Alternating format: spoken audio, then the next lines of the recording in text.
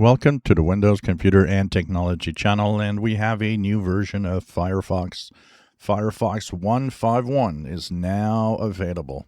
So if you go to your Firefox browser, upper right hamburger menu, and you go into Help, you will be sent to About Firefox, and that will be 151.0.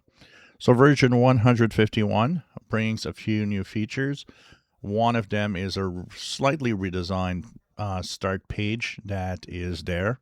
The second one is that now on the VPN, when you activate the Firefox VPN, which by the way gives you 50 gigabytes per month of data for free, you will now also have location possibilities. You'll be able to choose between 5 different locations when you go there. So this is another nice feature.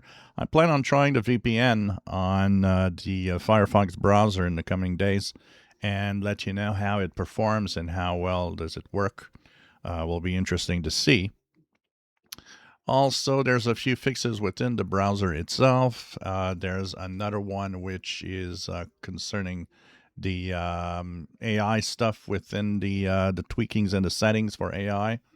And finally, there's going to be also a quick possibility. So when you actually want to go into the private window so that you can actually have private browsing, there's a way to pin to the taskbar, a one-click way to just get there directly. And every time, of course, you get out of the private window, everything erases. No traces of what you did are kept. And last but not least, in the privacy of the browser, we have something on the internet called fingerprinting. Fingerprinting is a ability to have websites track you by looking at the details of your browser and identifying that it's you when you go to different websites. Just like if you would leave a fingerprint somewhere, and somebody could just say, "Oh, there's a fingerprint here on the window. He's been here." So this is also the privacy of fingerprinting is also increased, which means less tracking by websites in general. Now, you don't really care about all of that. Well, maybe you'll care about one thing that's important: 32 security fixes in the browser, several high severity, and a lot of moderate and low severity also. But, you don't want to have security flaws hanging around.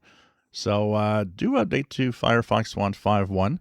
Hopefully things are going to be pretty good and not too many problems in the browser for the new version.